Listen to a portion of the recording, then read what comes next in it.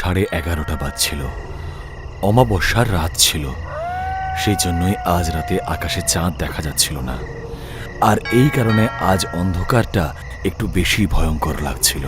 কিন্তু রাতের এই ভয়ঙ্কর নিস্তব্ধতাকে কারোর জুতোর আওয়াজ ভঙ্গ করছিল। জেলার রূপ সিং দুজন কনস্টেবলের সাথে রাউন্ডে বেরিয়েছিলেন। উনি ব্যারাকের ভিতরে টর্চের আলো ফেলে দেখছিলেন আর নিশ্চিত হচ্ছিলেন যে সবকিছু ঠিকঠাক আছে কিনা। দুদিন আগেই রূপ সিংয়ের ট্রান্সফার এই জেলে হয়েছিল। প্রথমে তাঁর ডিউটি অন্য জেলে ছিল। ডিউটির ব্যাপারে রূপ সিং খুব কড়া ছিলেন। উনি একটুও গাফিলতি সহ্য করতে পারতেন না। রাউন্ডের সময় উনি দুজন কনস্টেবলকে ঘুমিয়ে থাকতে দেখলেন। রূপ সিং ওই দুজন কনস্টেবলের উপর রাগে ফেটে পড়লেন। তোমরা কি এখানে ঘুমানোর জন্য টাকা পাও নাকি? হ্যাঁ, আমার জেলে এসব চলবে না। যদি এই সময় কোনো কয়েদি পালিয়ে যায়। ওই দুজন কনস্টেবলকে ধমক দিয়ে রূপ সিং পরের ব্যারাকে নজরদারি করতে এগিয়ে গেলেন। দুজন কনস্টেবল তখনও ওনার সাথেই যাচ্ছিল। ওদেরও এবার ঘুম পাচ্ছিল। ওরা নিজেদের মধ্যে আস্তে আস্তে কথা বলতে বলতে রূপ সিং এর পিছনে পিছনে যাচ্ছিল। এই জেলারটা একদম পাগল, না তো নিজে ঘুমোয় আর না কাউকে ঘুমোতে দেয়। আরে রাত তো হয় ঘুমানোর জন্য, ডিউটি করার জন্য তো নয়। রূপ সিং বুঝতে পারছিলেন না যে ওর পিছনে ওর কনস্টেবলরা কি কথা বলছিল। উনি শুধু ডিউটি করছিলেন, আর সেটাও খুব সততার সাথে। রাউন্ড শেষ করে উনি নিজের অফিসে এসে বসে পড়লেন আর কয়েদিদের সমস্ত হিসেব ফাইলে নোট করতে লাগলেন। হঠাৎ ওর মনে হলো যে কেউ কান্নাকাটি করছে। উনি কান খাড়া করে শুনলেন। এত রাতে কার কান্নার আওয়াজ পাওয়া যাচ্ছে? উনি আবার মন দিয়ে সেই আওয়াজটা শোনার চেষ্টা করলেন, কিন্তু উনি আর কোনো আওয়াজ শুনতে পেলেন না। তারপর উনি হঠাৎ আবার কান্নার আওয়াজ শুনতে পেলেন। উনি অফিসের জানলা দিয়ে বাইরে তাকালেন। ওনার জানালার একদম পাশে ব্যারাক নম্বর 27 ছিল। ব্যারাকের নম্বরটা দেখে উনি একটু চিন্তায় পড়ে গেলেন। তারপরে ওর মনে হলো যাই হোক না কেন আওয়াজটা ওখান থেকেই আসছে, কিন্তু ওই আওয়াজটা হঠাৎ আবার বন্ধ হয়ে গেল। ওর মনে হলো হয়তো এটা মনের ভুল।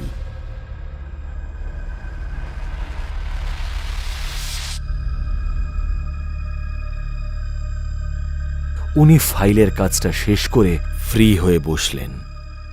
রাত তখন 2:30 বাজে। ওনারও একটু ঘুম পাচ্ছিল। ওর গরম গরম চা খেতে ইচ্ছে করল।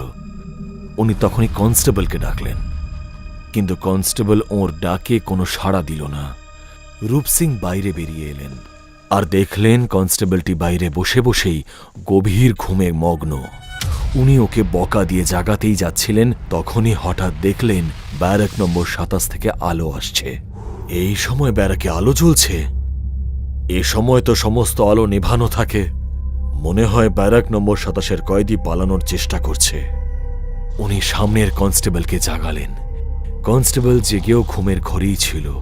রূপ সিং তাকে জোরে বকা দিলেন। কনস্টেবলের ঘুম পুরোপুরি ভেঙে গেল। স্যার স্যার কি হয়েছে স্যার? তোমরা কেউ শুধরোবে না। আমি বলেছিলাম ডিউটিতে ঘুমানো আমার পছন্দ নয়। হ্যাঁ, আমি তোমাদের সবার নামে ওপর মহলে কমপ্লেন করব। আরে স্যার, ভুল হয়ে গেছে। আপনার কি ভুল হয় না স্যার? তোমার এই ভুলের পরিণাম কি হতে পারে জানো? তুমি জানো না আমাদের এই জেলে কত ভয়ঙ্কর কয়েদি বন্দী আছে? বেশিরভাগের ওপরেই খুনের অভিযোগ আছে, তাও একটা নয়, বেশ অনেকগুলো করে। যদি পালিয়ে যায় তাহলে সমাজের জন্য বিপদ। স্যার, আপনি থাকতে কার এত ক্ষমতা যে এখান থেকে পালিয়ে যাবে? তখন রূপ সিং ওকে বললেন যে ব্যারাক নম্বর 27-এ উনি এক্ষুনি আলো দেখেছেন। ওখানে নিশ্চয়ই কোনো গন্ডগোল আছে। ওরা দুজনে ব্যারাক নম্বর 27-এর কাছে গেলেন, কিন্তু ওখান থেকে কোনো আলো আসছিল না। উনি ব্যারাকের ভিতরে টর্চের আলো ফেলেও দেখলেন, কিন্তু সবকিছু ঠিকঠাক ছিল। কিন্তু ওই রাতের পরে রূপ সিং এর সাথে প্রতি রাতে একই ঘটনা ঘটতে লাগলো। রাত হলেই কারোর কান্নার আওয়াজ পেতেন আর ব্যারাক নম্বর 27-এর আলো জ্বলতে দেখতেন। উনি এই ধাঁধাটা সমাধান করতেই পারছিলেন না যে এরকম ঘটনা কেন ঘটছে। কারণ উনি যখনই কোনো কনস্টেবলের সাথে ওখানে যেতেন, তখন না ওখানে কোনো আলো দেখা যেত, না কারোর কান্নার আওয়াজ শোনা যেত। এক রাতে উনি একাই টর্চ নিয়ে ব্যারাক নম্বর 27-এর দিকে হাঁটতে লাগলেন। আর উনি ওখানে পৌঁছতেই ব্যারাকের লাইট বন্ধ হয়ে গেল, কিন্তু ব্যারাকের ভিতর থেকেই কান্নার আওয়াজ ভেসে আসতেই থাকলো। উনি টর্চ চালিয়ে ভেতরে দেখতেই ওর মাথা ঘুরে গেল। উনি দেখলেন ব্যারাক নম্বর 27-এর কয়েদি একটা চেয়ারে বাঁধা রয়েছে, আর জেলার ওকে মেরেই চলেছেন। জেলার আর কয়েদি দুজনের মুখই অন্যদিকে ঘোরানো, তার জন্য রূপ সিং তাদের মুখ দেখতে পাচ্ছিলেন না। কয়েদিটি জোরে জোরে চেঁচাচ্ছে, ওর সারা শরীর রক্তে ভেসে গেছে, আর ও সমানে কেঁদেই চলেছে। আর ও অকাতরে বারবার বলেই চলেছে যে স্যার আমায় ছেড়ে দিন, আমি নিরপরাধ। কিন্তু ওই জেলারটাকে যেন ভূতে পেয়েছে, উনি ওকে ক্রমাগত মেরেই চললেন। রূপ সিং চেঁচিয়ে ওই জেলারটিকে, ওই কয়েদিটিকে এত নৃশংসভাবে মারতে বারণ করলেন, কিন্তু উনি রাক্ষসের মতো ওকে মারতেই থাকলেন। সারা ব্যারাক রক্তে ভেসে গিয়েছিল, আর ধীরে ধীরে রক্তের সেই দাগ ব্যারাকের বাইরে চলে এলো। রূপ সিং টানা দাঁড়া, ওকে মেরো না বলে চেঁচিয়েই যাচ্ছিলেন। রূপ সিং এর চিৎকারের আওয়াজ কনস্টেবলদের কানে এসে পৌঁছল। তারা সবাই দৌড়ে ব্যারাক নম্বর 27-এর কাছে গিয়ে পৌঁছল। কি হয়েছে স্যার? আপনি এরকম ভাবে চেঁচাচ্ছেন কেন? আর কাকে নৃশংসভাবে মারতে বারণ করছেন? ভেঙেছে তোমাদের ঘুম? হ্যাঁ, দেখতে পাচ্ছ না ওই পুলিশটা ওই কয়েদিটাকে কিরকম মেরেই চলেছে? এই রক্তের ধারাটা দেখতে পাচ্ছ না তোমরা?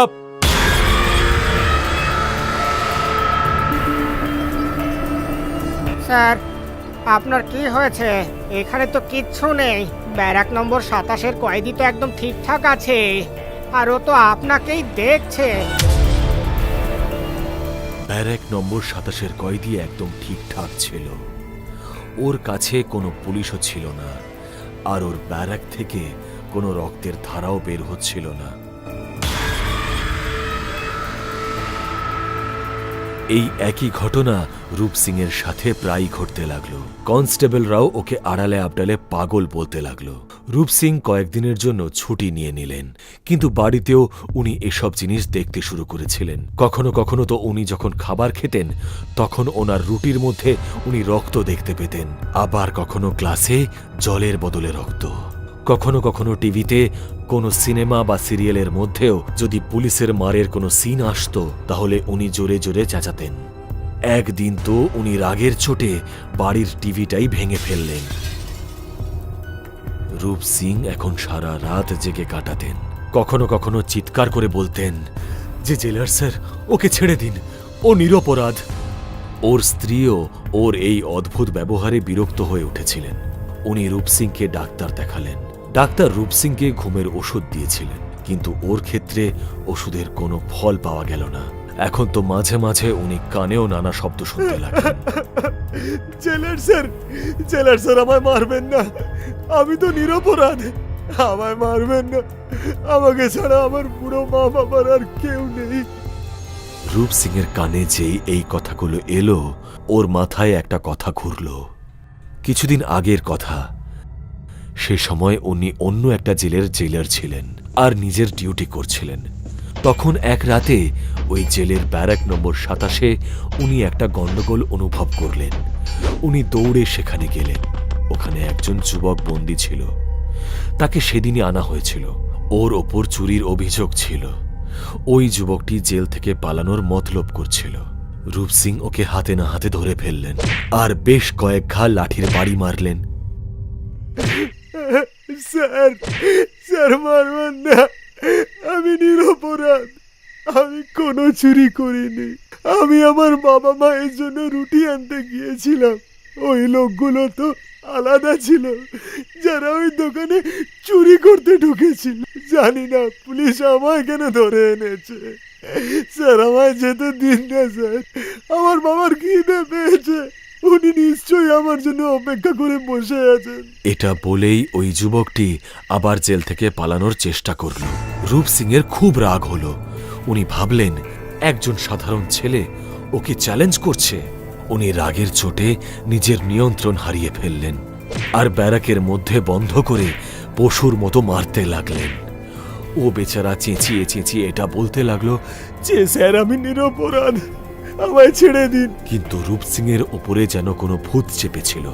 ওকে মেরেই চললেন, ওকে পুরো রক্তে ভিজিয়ে দিলেন। রক্তের ধারা ব্যারাকের বাইরে বেরিয়ে আসতে লাগলো। ওর কনস্টেবলরা অনেকবার তাদের স্যারকে ওকে ছেড়ে দেওয়ার জন্য বলতে লাগলো, কিন্তু উনি ওকে ছাড়লেন না। শেষ পর্যন্ত ওই ছেলেটি মারা গেল। রূপ সিং এর ওপরে এনকোয়ারি বসলো, কিন্তু তার আগের রেকর্ড খুব ভালো থাকায় আর তাছাড়া কোনো কনস্টেবল তার বিরুদ্ধে সাক্ষী না দেওয়ায় তার কিচ্ছু হলো না। কিন্তু রূপ সিং এবার নিজের ভুলটা বুঝতে পারছিলেন। তার জন্য পরে উনি নিজেই ওই জেলে ও ট্রান্সফার করিয়ে নেন।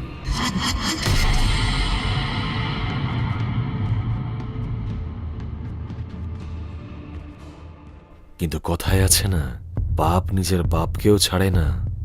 কেউ পাতালে গিয়ে লুকিয়ে থাকলেও নিজের কর্মফল সবাইকে একদিন না একদিন ভোগ করতেই হবে। ওই ছেলেটা নিরপরাধ ছিল।